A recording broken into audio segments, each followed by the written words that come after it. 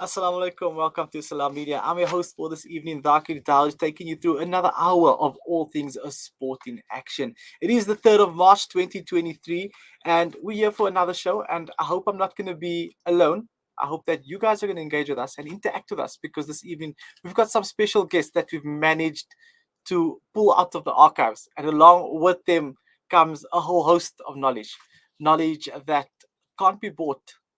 Um, but can be witnessed.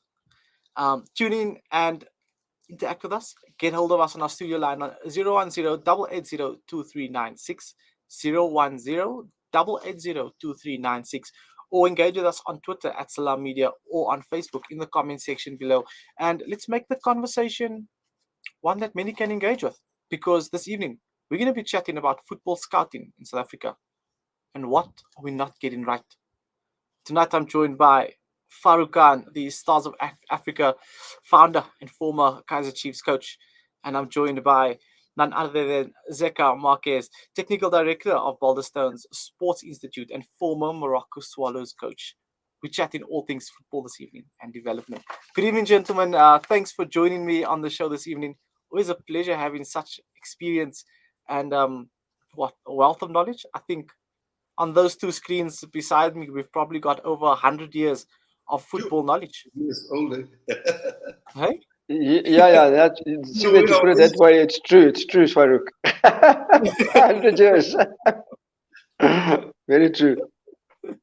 Well, Zeca, just to give people a brief introduction of yourself. I mean, you come with a massive CV, but I mean, from yourself, former Morocco Swallows coach, currently a technical director at Balderstone Sports Institute.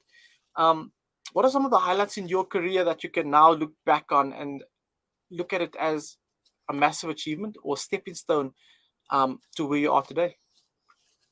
We were just talking off air with Farouk and yourself about humble beginnings and how far Farouk and I go back, and also the impact that Ted Dimitri made in our careers and lives.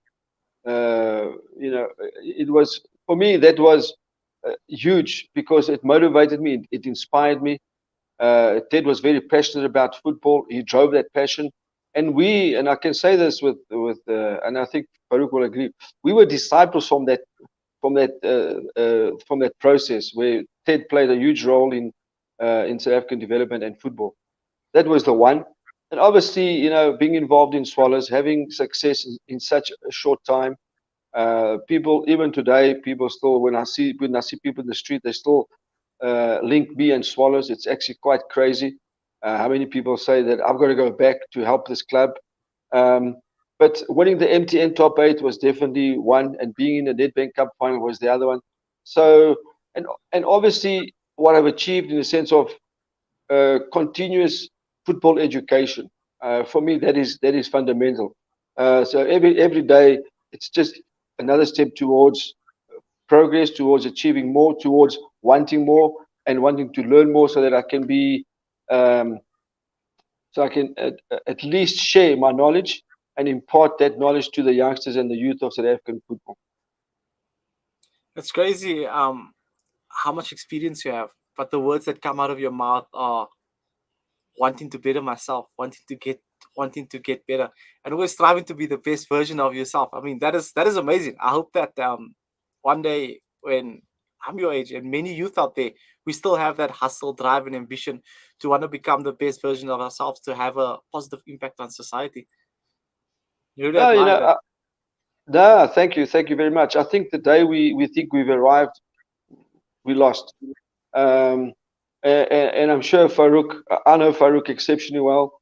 Farouk, that's why Farouk is successful in what he does, because we come from the same background where we realize that knowledge, people talk about knowledge is power. I say knowledge is freedom. And we realize that if we want to be on top of our game, we got to keep learning every single day, because there's always something new to learn, be it from Farouk, be it from yourself, be it from this conversation. And I'm not even only talking about football. I'm talking about just life in general. We need, for me to grow, I need to help someone else. And the more people I help, the more I grow. And that's how I see it on a daily basis. I mean, you're talking about I'm going again back to Portugal in 2 weeks' time to renew my coaching license. That's another process. But I don't stop, because the day I stop, it means I've lost the fire and I've lost the passion to coach. And it runs hand in hand. Being trying to be a better person, impart the knowledge that I have, and obviously on the football side as well. Mm. Mr. Farouk Khan, good to have you back on the show. Always Becoming a nice to regular. be here. Always I nice. mean, It's just words of wisdom there from Zeca. I think the key word, humility. Always keep yourself grounded. We realize this game is too big for us to know everything, and the game continuously evolves. And you need to keep yourself updated. As Zeca says, is going back to Portugal. It's so important to realize that whatever you learn, there's always something new to be learned. And we were just talking off air about the fact that Ted had such a huge impact. And when I got to Brazil later on in 1992, I then realized the foundation he left us, or he laid for us, was so important. I'm sure Zeca will agree that it equipped him when he went to Europe to be able to cope with the difficulties of the coaching courses. It's and I've been to Portugal on a number of occasions as well and looked at the development. And I think that's the key word: humility and the urge to want to improve yourself. Because a lot of what I say to players always, it's not what you do on the field that matters most. It's what you do off the field, your attitude, your mentality, your spiritual enlightenment, your skills, your how can I say, your life skills, your ability to learn to be appreciative. There's a lot of entitlement amongst young players today. They feel that you owe them. They don't really have a lot of gratitude. Sometimes you work with a player for a number of years, and you wouldn't even get a call once they make it to the top to say thank you very much for what you've done. So you don't expect much. And I think as coaches, we don't expect much in return, but whatever we're doing is to change lives, to make sure that we create opportunities for kids. And that drives us every day to go back to the field. It's not about the glitz and glamour. I mean, yes, of course, we have to make a living, but I think the biggest thing that comes to mind, and I'm sure Zeca will agree, is what we can leave as a legacy, what we can leave these kids with, how many lives we can change. And I think once you've done that, then I think you're doing it for the right reasons. no, definitely. Definitely. And I mean, just looking at that, and we're going on to the topic now where football scouting in South Africa, what are we not getting right? This could say, I mean, you could look at this, it's almost like a double-edged sword. What are we not getting right? What are we getting right? Because on the one hand, you've got the likes of Ethan Brooks, you've got superstars that are going overseas, Monaco, into the Premier League. You've got players that are actually making it, but you can count that players on one hand, if I'm not mistaken. So what happens to the number one played sport in South Africa not producing quality players? Well, I think if I may start, I don't think we're doing as well as we think we're doing. In that I'm saying we don't have one player in the Premier League to start with. We have very few in La Liga. If I don't think we have any in La Liga. Maybe No. in the Portuguese league we have one or two in the lower leagues. We had two in the top leagues, but obviously that was an exception. That you have two or three players coming from South Africa. Whereas if you look at national teams on the whole, the majority of their players are playing in those top leagues, whether it be the Premier League, whether it be La Liga, whether it be the German Bundesliga, whether it be the Portuguese league. Because you must understand the Portuguese league is a stepping stone for the other leagues, because this is where a lot of players hone their skills and then move from bigger clubs to your so-called big leagues like the Premier League and the German Bundesliga and such. So I think if you take stock, we are underperforming. And I think there's still needs a lot. These superstars you're talking about are basically not properly developed.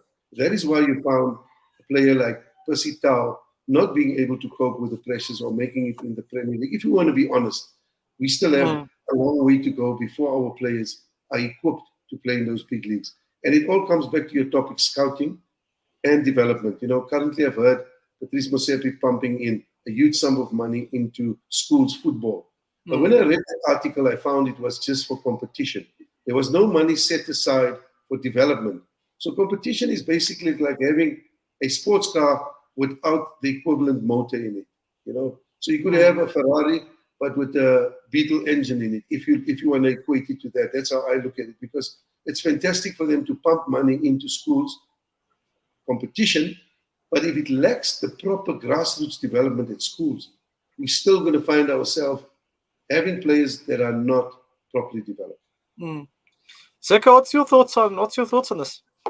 Yeah, I mean, I can start off where Farouk ended. I think the biggest problem in South Africa, there's three words for me. One is we're arrogant. We think we know it all, but we don't.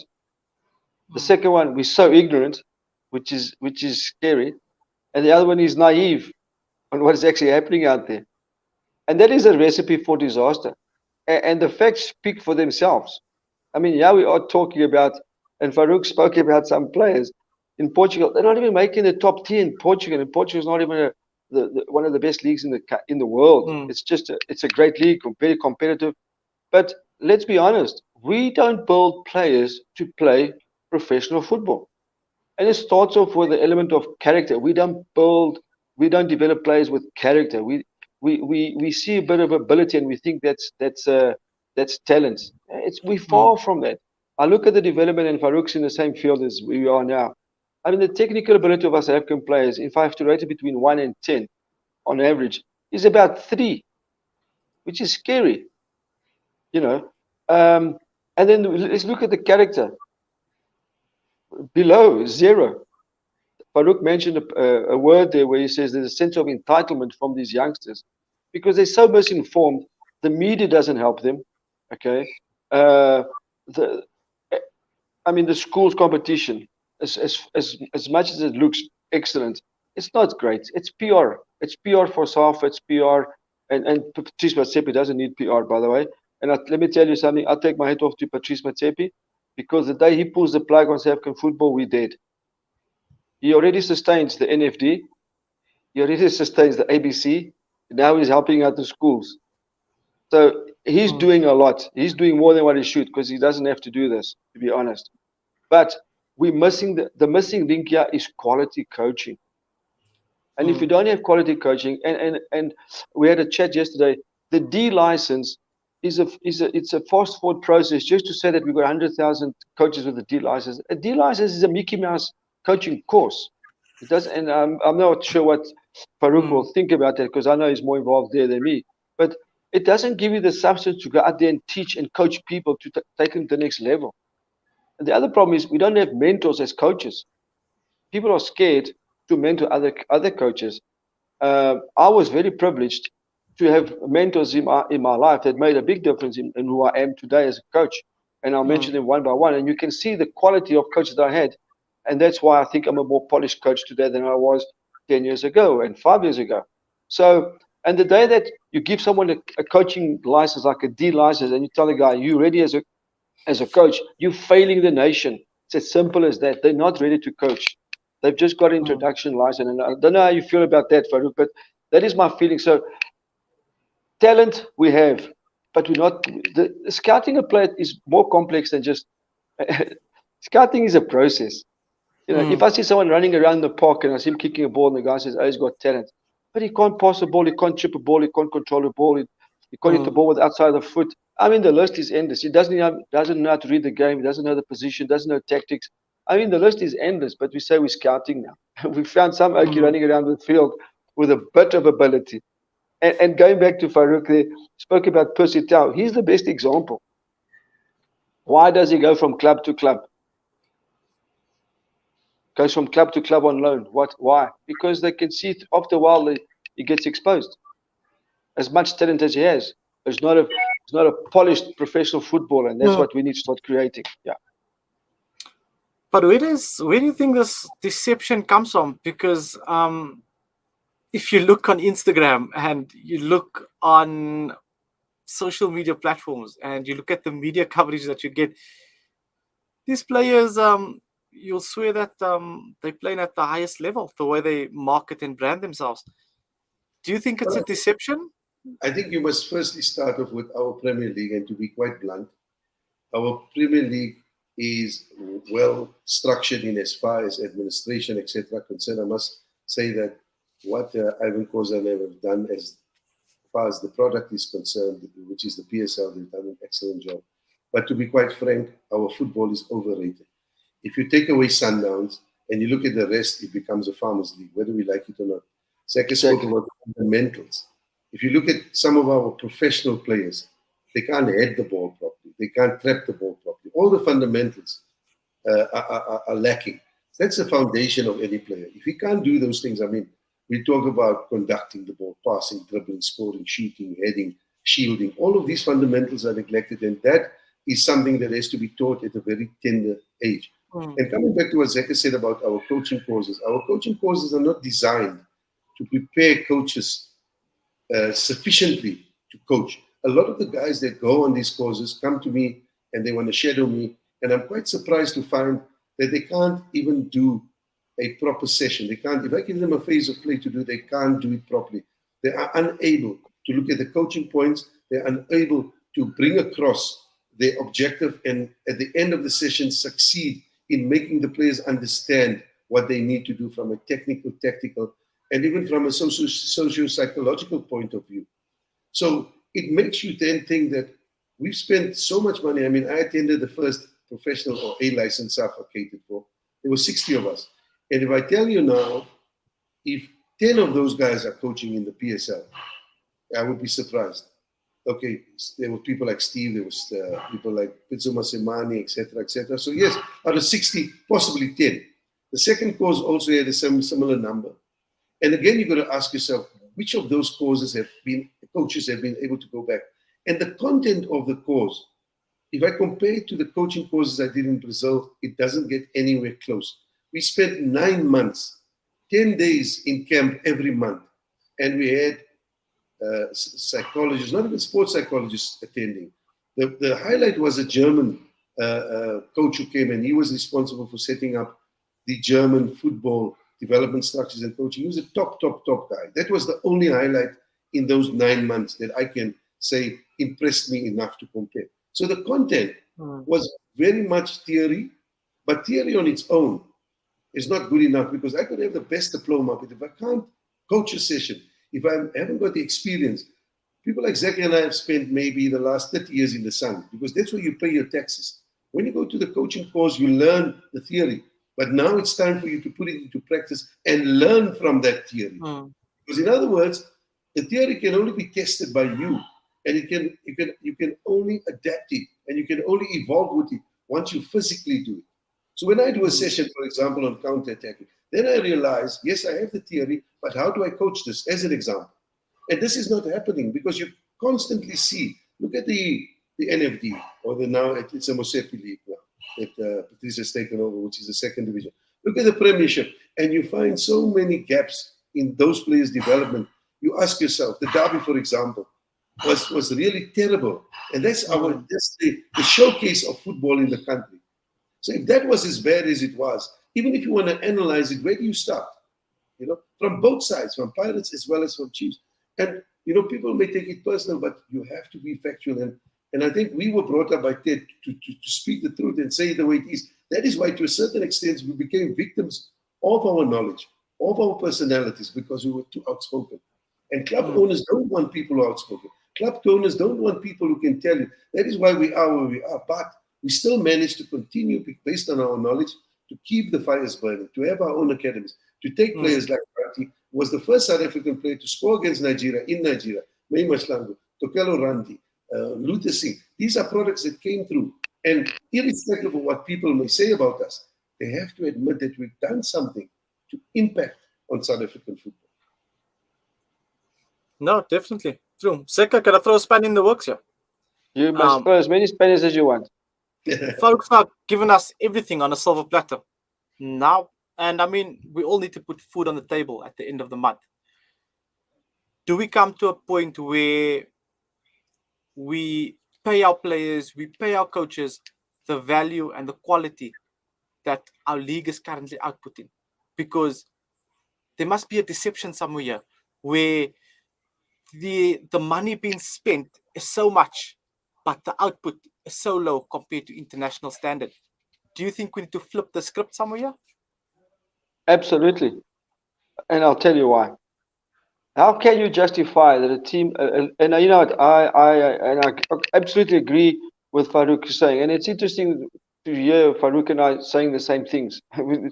It seems as if we've planned this, but it's not. It's we've come from 30 years and we've seen the worst and we've seen the best and we've come through a process. The question, the point here is process. We now see coaches in the PSL that have a driver's license and a TV license and they go and coach. They become coaches overnight. Now, what is the impact of that person as far as knowledge is concerned? So what happens is, and this is what's happening in the last 10 years, by the way, this is what I've seen the last 10 years. Anyone's a coach in the PSL at the moment, and anyone's a coach in the NFD.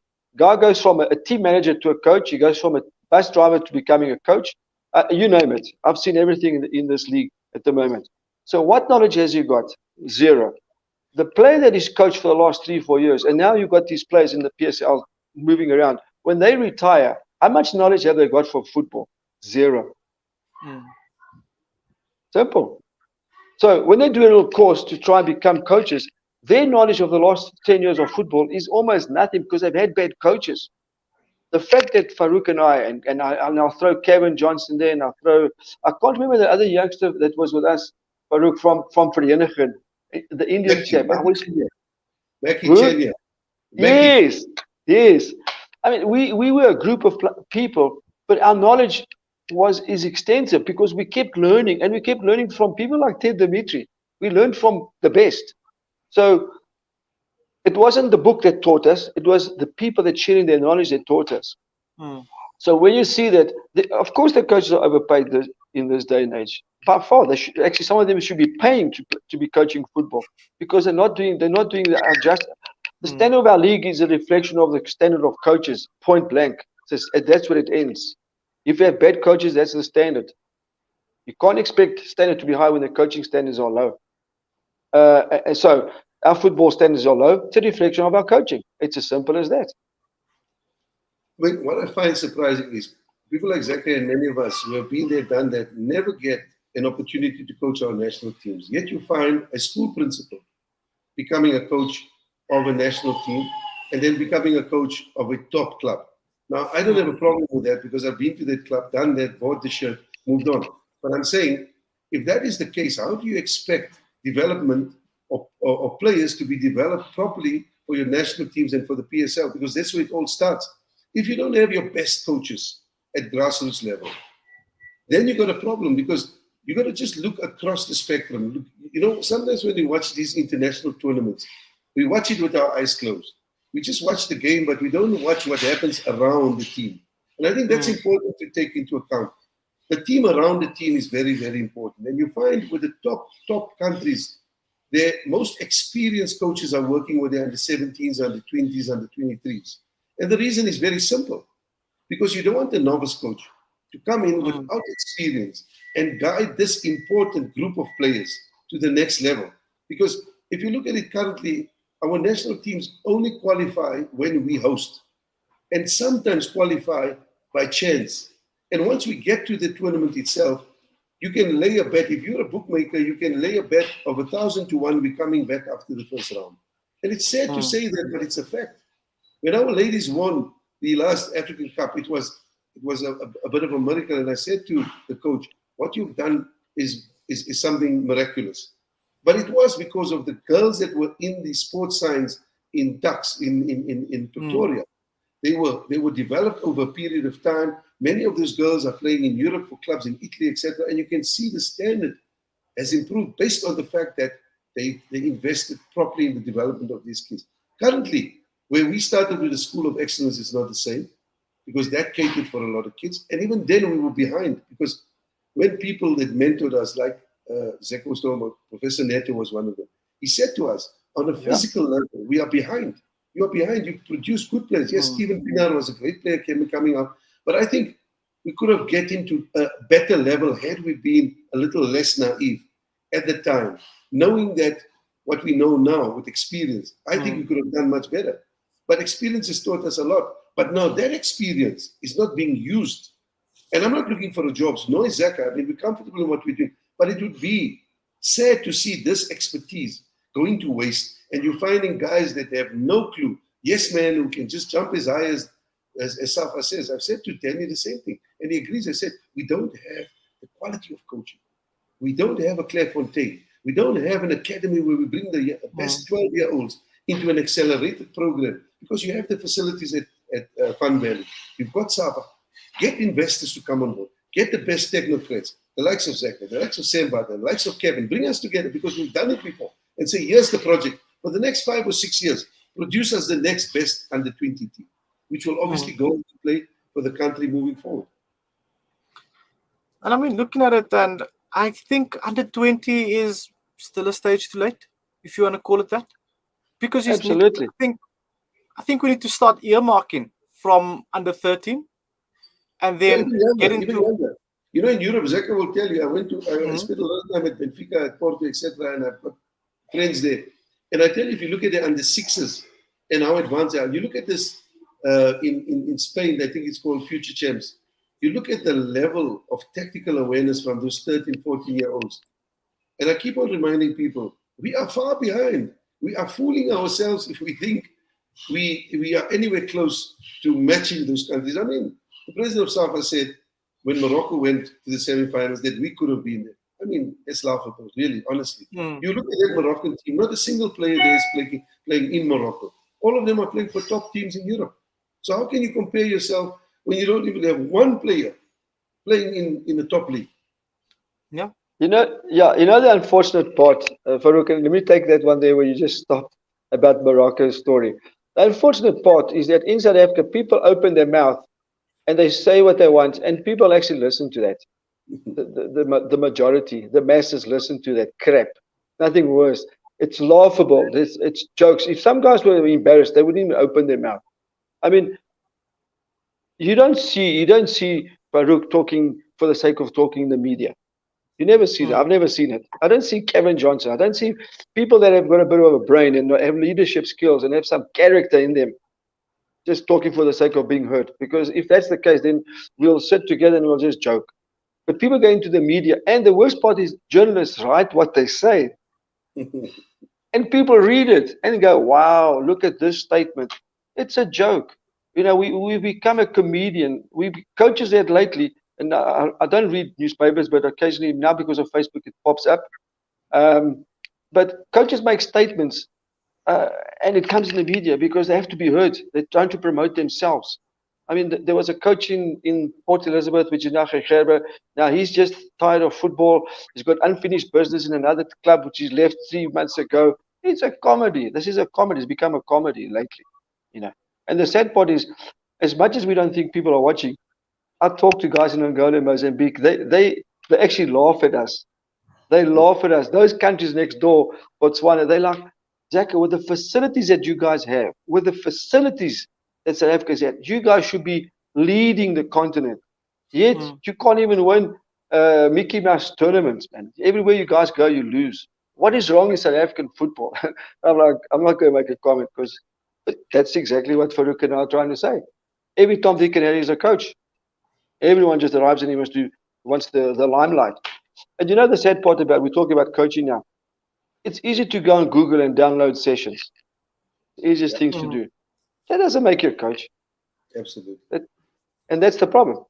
People go and they set up a session that all looks very lovely. The players are all looking happy because, wow, this coach is not coaching. Like Farouk mentioned earlier on, coaching tips is something else. Putting up a session is completely different to coaching. Coaching is a science, by the way. It's a science. It's become a science.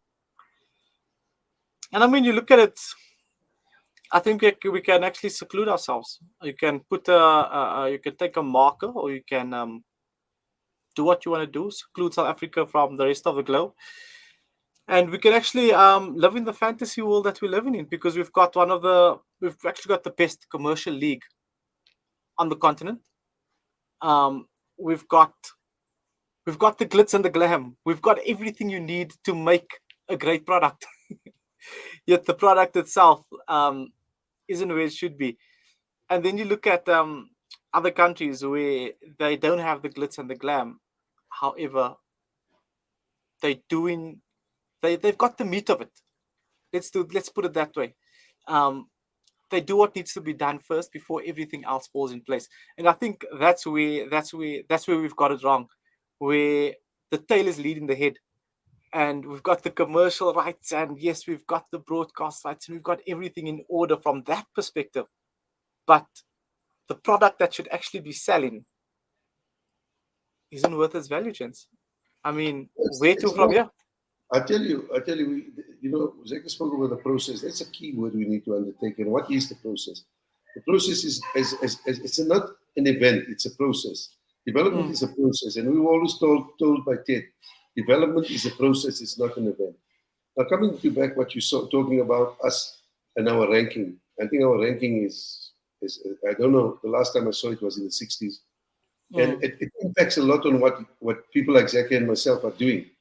There was a stage when we needed to get Tokelo to Bournemouth when they were playing in the Champions League, which is one below the Premier League.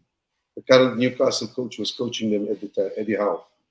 And we were very excited because Malmo was approached to sell him to Bournemouth. And there was a huge sum of money that they were asking for him. And for the academy, it was music to our ears. But we couldn't get him in. And fortunately, we had a good relationship with the former, I wouldn't call him the owner, but he was the guy that ran Arsenal. What's his name? I forgot now. He was in charge of Wenger.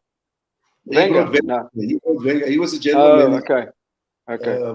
His name now. So my partner Nadim had a relationship with him, and he said, "Okay, fine, let me assist you." And he got an advocate to take our case to the FA, and I managed to get a lot of assistance from Gordon Ingerson, who was the national coach at the time. He gave me a letter stating that Ranti was in the national team, etc., and we won the case, and we managed to get him in through the back door. That shouldn't be the case, Doug. That should be a given. We should be ranked where any of our players have access to go via South Africa into the Premier League if they're good enough. But the English are so wise in that they don't want players that are not good enough, meaning if your league is not at a certain level, they don't want your players. But in South Africa, we take players from leagues that don't even exist. I mean, you'll find a player says he's 22 years old, playing in a top club. He looks 29 or 30 or even 32, and he's average. And he's closing the door for a potential player from South Africa who can make an impact. So it's all lopsided. Irrespective of how we look at it, there's so many things that need to be rectified. It would be difficult for me to say, where do we start? Yeah, I agree with you, Farouk. You know, our biggest problem is our development structures is so dysfunctional that where do you start? Yeah. Exactly. Where do you start? I mean, let's face it. How many leagues, Farouk, do you know in this country at junior level, excluding Gauteng, Cape Town, and maybe Durban? How many junior leagues are there in this country? Not many, and even our leagues here, Zeca, with all due respect, it's not strength for strength. I mean, I feel embarrassed week in and week out. The academy boys are thrashing teams 12. I should be happy, but I'm not happy because it's not improving my boys. I mean, I've got now 5 14-year-olds playing in my SAB team, and the reason I've done that is they can't really physically match those bigger boys because there's not boys, there's men playing in the SAB league. But I think by exposing them to that level of physicality, I'm taking a risk, but I'm also giving them an opportunity to play against players that can really test them. And that is sad to see. We should have the best under 14, best under 17, best under under 18, whatever leagues, so that competition is such. Now you find the bigger clubs playing in these leagues, and they win the GDL, and they win, and they're all proud about it, boasting with their trophies. And I ask myself, but what have you got to show when that player has to make the jump from your DDC team to the first team? I mean, if you see the type of football that's being played even in the DDC, it's a brilliant league. And I think what SuperSport has done is brilliant to have this league bankrolled. But then the quality of the coaching and the players must be of equal investment. In other words, those boys must be able to make the jump, very easily. I mean, when I worked with Mushin and with Ted, the players we promoted from the academy were able to play in Kaizer Chiefs' first team. That's not the case anymore. And you've got to ask yourself the reason why. Why should a club invest more than 8 million a year? I would say take that money, save it over 3 years and sign players with it rather than invest in the academy if the players aren't coming through. So something is missing there. And we have to admit that the something is lack of experience, lack of having done it and knowing how to do, and mentorship. Because what Zeca mentioned was very important. Coaches are so egotistical that I'm the man, I'm coaching this team. Does he have a mentor? Does he have somebody to guide him? No. So does he know whether he's doing the right thing or the wrong thing? He doesn't. He's living in this bubble. And when this bubble bursts, he realizes, listen, I don't really know what I think I know. That's the reality. Yeah. And the Can I sad correct part, you there, Coach? Sorry, Zeca, can I correct you there, Coach? Thing is, when the bubble bursts, there's another PSL club to go to. Oh, that's another story. Like Zeca says, the guy, I challenged this guy who took over a club in P, and he sent me a message. I said, I have nothing against you. I don't know you. I tweeted you. I said, but it's an injustice for a person like yourself who hasn't got qualifications, who hasn't coached the team, now to coach. And there's many coaches that have it. So, no, but coach, I respect you. You've been there, done that, but it's our time. I mean, it's your time. It's not your time. You're an imposter. You're not supposed to be there. There's coaches that have coached in the PSL that should be given that opportunity. What are you doing in that space? And another sad part, Farouk, I don't blame him because I talk about a lot. There's a lot of coaches out there, and sad to say, colleagues of ours, because I look at as a coach as a colleague. All right, Farouk is my colleague. Simple. They are coaching to put a meal on the table, which is fair. You got to make a living. I understand that. But the owners of the clubs, they love coaches who, when they come to him and say, listen, how's your starting lineup? Basically, they are an extension of the chairman. And they'll do whatever the chairman says, because as long as the chairman is happy, he's got his salary at the end of the month. And that's basically what it is. That's the bottom line. And that's the sad part. And if you take the PSL, there's maybe 6 or 7 clubs that have got guys there shouldn't be there, to be honest. If you take the NFD, well, that's almost the whole league. But Zeca, on your point, there's a club you coach, and this particular gentleman used to phone me without fail every day when he didn't have a coach in the morning. And I would make excuses. I would lie to him and say, listen, I'm going to speak to the directors, etc.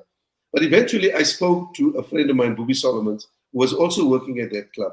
And he said to me, Coach, don't go near this man. This man walks into the change room at halftime and he threatens players. And he threatens them with things. And he's so overbearing that you would never, a person with your personality will walk away. So, with this information, I took his advice and I just snubbed the guy. And there's many times when I've turned opportunities, away simply because, as Zeca says, I haven't got the patience to have people tell me this is the team. Because the way we were developed by a person like that, we were taught to be upstanding. We were taught to be people that wouldn't take a team sheet from a club owner. We had principles. And I think that is what these club owners unfortunately don't like. And I said it live on TV one day. I said, I'll never work for a club that doesn't have an environment which is conducive to improvement. It's not conducive. And I will not work, because I've worked for people like Kaizer. He's never ever told us as coaches, this is the lineup. Same thing with Sundowns. When I was with Patrice, when I was with Gordon, never did he come and say this. He gives you a job, and now how do you go from there to a club owner who now tells you, listen, you play the player because I said so. Doesn't work. Yeah, and I just want to add there, Farouk, I must tell you the story, which makes so much sense of what you're saying there. So the one day, that same chairman, I know you're talking about, I went up to him and I said, listen, Mr. Chairman, I want to give you an example. So you take the world's best 5 chefs, you give them a recipe, and they all work this recipe. Okay? At the end, after the chefs have worked the recipe was a disaster. Where is it the problem? Is it the chefs or is it the recipe? Because I'm the 5th coach in your club this year. 2 years ago, there were 4 coaches. So where is the problem? Is it the chef or is it the recipe? Absolutely. And he looked at me, he's like, oh, I see what you mean. I said, yes. You keep making the same mistake over and over. You bring a coach, but he's not the coach. It's like almost saying to an artist, listen, here's a canvas. I want you to paint this, but don't use yellows, don't use blues, don't use greens. And the artist is going to say, well, then it's not me anymore. Absolutely. And that's what Farouk is saying. That's the biggest disease we have in this country.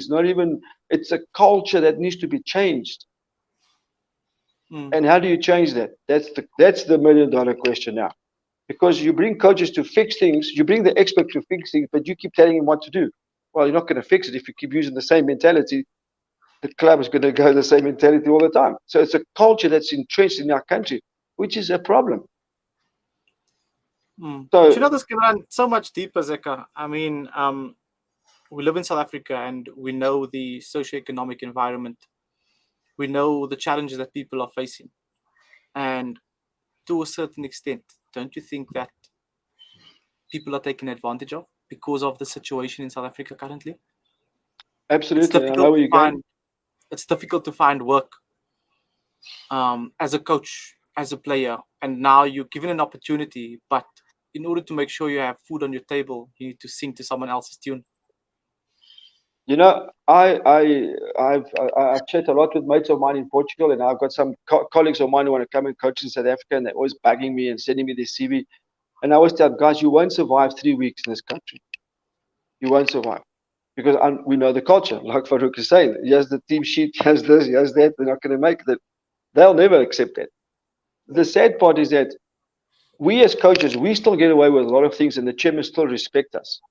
I feel sorry for the players. Mm. You must see what they go through. It's actually horrific. It's horrific. And that same chairman wants the player to give him the result and win on the weekend, but he treats him like, listen, it's scary what happens out there. But he wants the result from this guy on Saturday.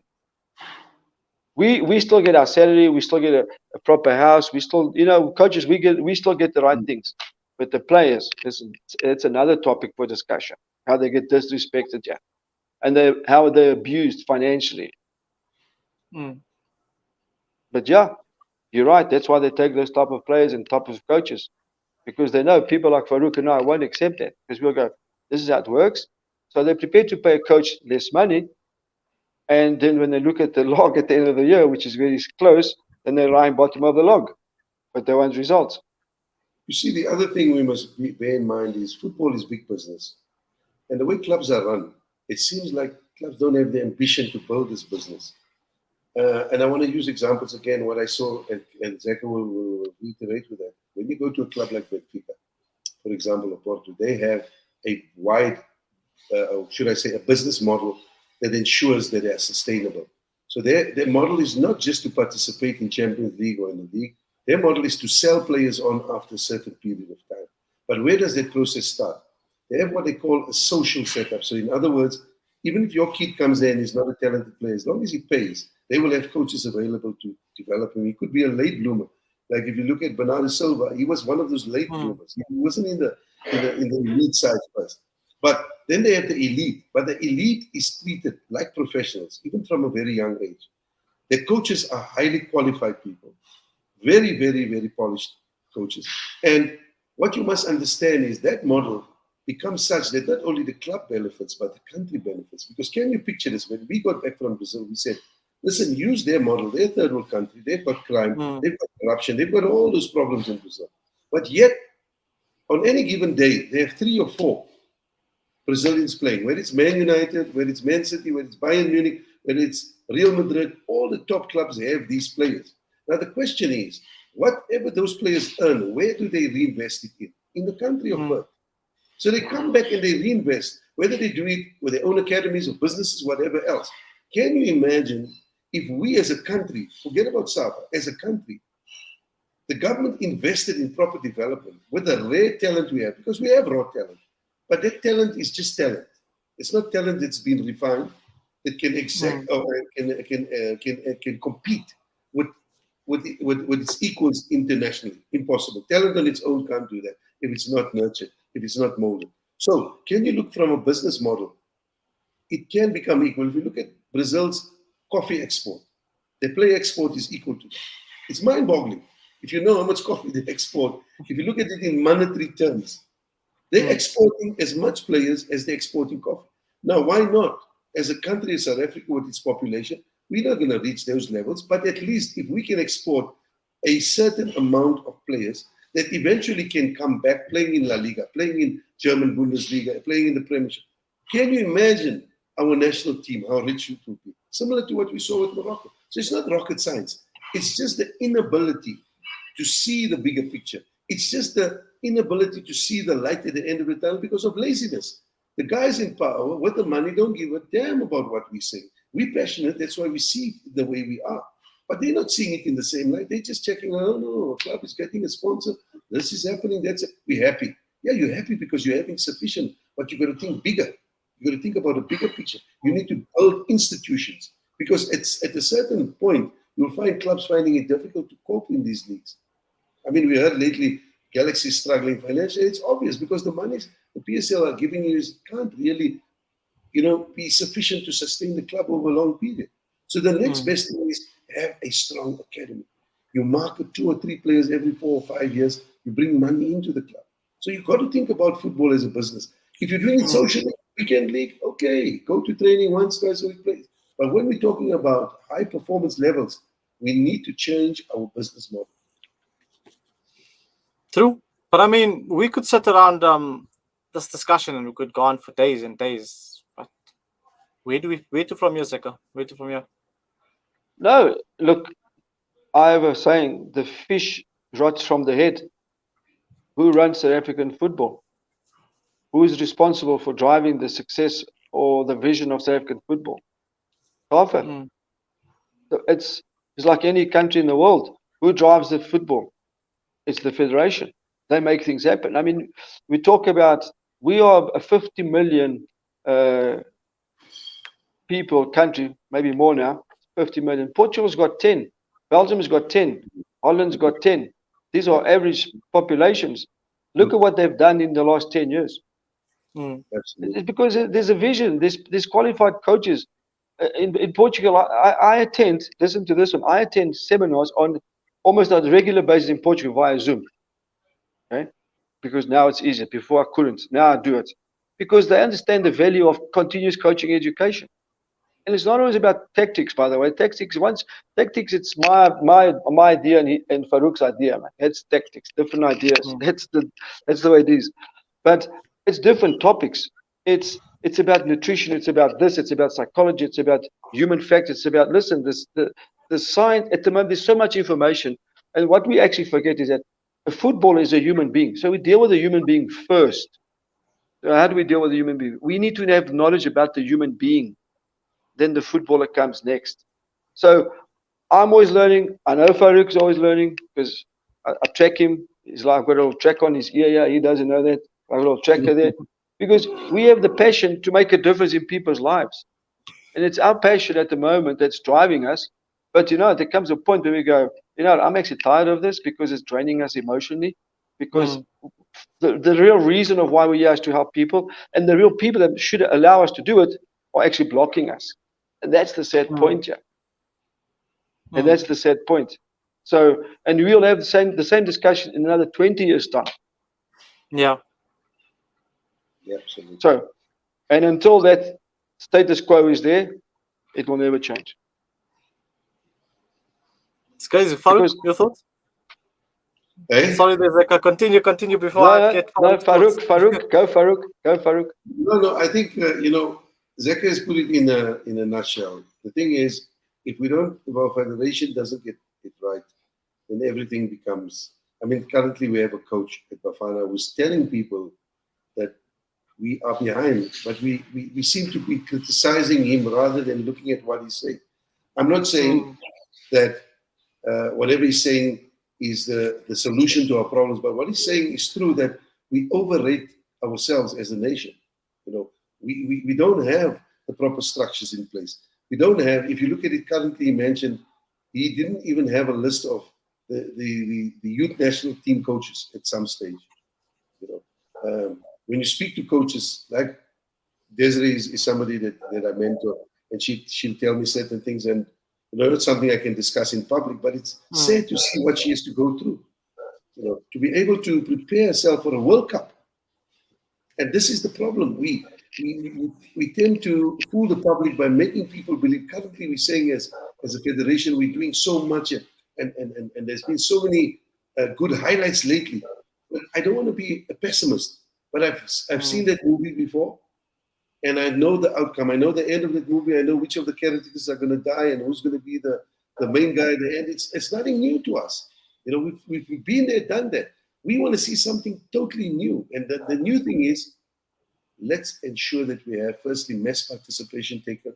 Let's make sure kids in school are being trained on a 3 or 2 weekly basis. In other words, when we went to school, Zeca will tell you we had PE. Go to many schools today, they have life skills. Kids are becoming obese. They're not even kicking a ball or playing with the netball or playing any sport whatsoever. That kid comes to Zeca, and now Zeca is going to teach him basic movement, teach him how to run properly, how to turn, how to accelerate. The basic movement is undeveloped or not developed at all. You understand? So it starts there again. And I was so happy when I heard about this big sum of money. And as Zeca said, Patrice is doing a fantastic job. But somebody has to advise them that a part of that money must be spent on coaches' development. Go to schools, adopt schools, teach the teachers, and ensure that there's so many unemployed players. Get them into a classroom, teach them the fundamental skills so that they can teach the basic skills that these kids in primary school can have, so that when they move on, you don't have to have a kid when he's 16, he doesn't know how to trap the ball, he doesn't know how to pass the ball, he doesn't use the right technique when he's in the box. You teach them to take a penalty in the box, he's using his laces. Those are fundamental things. Open body when he receives the ball. Sometimes when I get players in 17, 18, I have to teach him those things. That should have been taught when he was 6 or 7 years old. Farouk, I teach that when I coach in the NFD and some PSL teams. Look at that. Look at that. And then they say I'm doing basics. Yes, we've got to do basics because you were never taught that. Of course. The basics are not there, Zeca, How does he is he even able to pass the ball if his first touch is not good? Yeah. His body positioning is not good. Yeah. I mean, it's scary what I'm going to tell you, but there were a few teams I coached, but the one team I was coaching, I said to the guy, I want you to cross the ball between the goalkeeper and the defense. So whip it in there. He didn't know how to do it. He couldn't do it. But he told me he was a wing back. And then I said, and I said, then I said to the midfield, I want you to play a diagonal ball. He didn't know how to play a diagonal ball. I said, but where's your tools? These are your tools. As a footballer, you need to have tools. Absolutely. You need the diagonal ball. You must know how to do it. Cross the ball. You need to know how to do it. These are your tools. And if you don't know how to do that, how are you going to play professional football? Absolutely. So then when you try and teach them that, they get offended. But they've gone from 20 different clubs getting away with this because coaches never identified or never didn't understand. Fortunately, Farouk and I think the school, and I say this again, the school of Ted Damiti, we were pedantic about technique because technique is the essence of football, and that's the crux of the matter. Done. Absolutely. The attention to detail. I had a player called Tefu Mashamana. Yes. Tefu came from Wits on loan to the academy, because they weren't going to use him at that year. We didn't have space for him in the team. He was looking to get promoted. The team had just been relegated, and they were looking to go back up into the Premiership. And this kid came to me, tall boy, but couldn't head the ball. Can you believe he couldn't head the ball? So what I would do with him was the most simplistic exercise. I had another boy, Stefan Opt, who would cross the ball across the pitch, and all he would do was hold, drop, and head the ball for 20, 30 minutes at a time. Then I worked on his other fundamental skills, which was necessary for a defender. He then went to Wits. They approached him after 2 years, and they gave him an opportunity to join the first team. He then went from Wits to Chiefs for quite a bit of money. And in the first season, Kaizer said to me, Coach, your player is a little bit slow. I said, no, he's quick up here. He may not be slow, he may not be quick, as far as speed is concerned. And he turned out 2 seasons later to be the best player Chiefs had. He won the Players' Player of the season. He won the PSL Player. He won all the awards that was available. And then he obviously wanted to be given a better salary. They couldn't happen. Stuart took him to Sweden. And that was when the decline. Later on, a player like Matoo said, I learned so much from this particular guy. And to crown it all, the year Chiefs won the league, I was in the studio and they interviewed and said, your coach is there. And he said, live on TV, I went to the University of Football. I was really chuffed, although it was something that, you don't want to be arrogant about. But it was nice to hear him say that he learned more as a player at the academy than he learned before that. So this is what Zeca is alluding to. Those little attention to details things. Those that make the player. The difference between a world-class player and a very talented player or a player with some potential is his ability to use the ball effectively and use his body effectively to do things much better than a normal player would. And this is what we see from top players in Man City, Man United, and all the top teams in the world. Their technique is so refined. If you look at any of the top players at the club, let's say Man City, you can see his technique is out of this world. And that is why a club like Man City will sign you.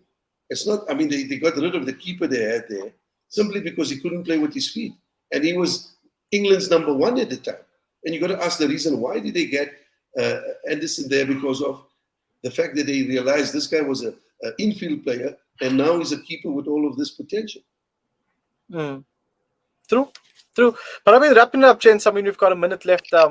Zeca, for yourself, I mean, you've been around the block. I mean, you've been in the football fraternity for ages. Where to from here? What have you got planned for the next few years for yourself? No, listen, for now, I just keep going, focus on the academy. We're doing well. The objective here is to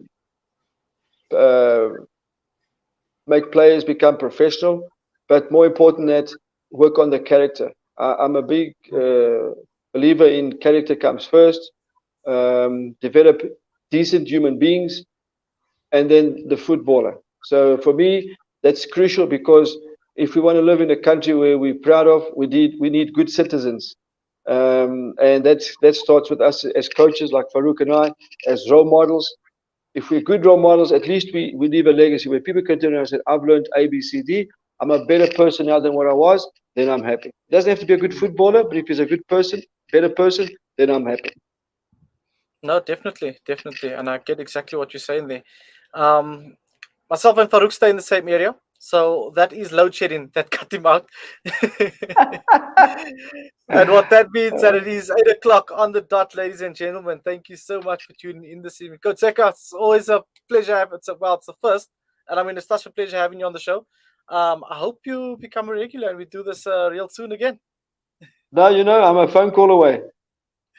No, definitely. Thanks so much. Really appreciate your time and effort. And hopefully next time we chat, we're going to be having so much more good news to follow.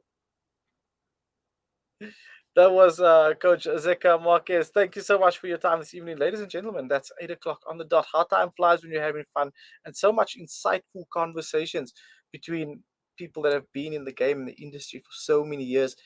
The likes of Farouk and the likes of Zeca Marques, giving us so much insight into the sporting fraternity and industry as a whole. Ladies and gentlemen, it's 8 o'clock on the dot. Thank you so much for tuning into the show this evening. You know where to find us next week, same time, same place, giving you all things sports news. Thank you so much. Until we do things again next week. Assalamu alaikum wa rahmatullahi wa barakatuh.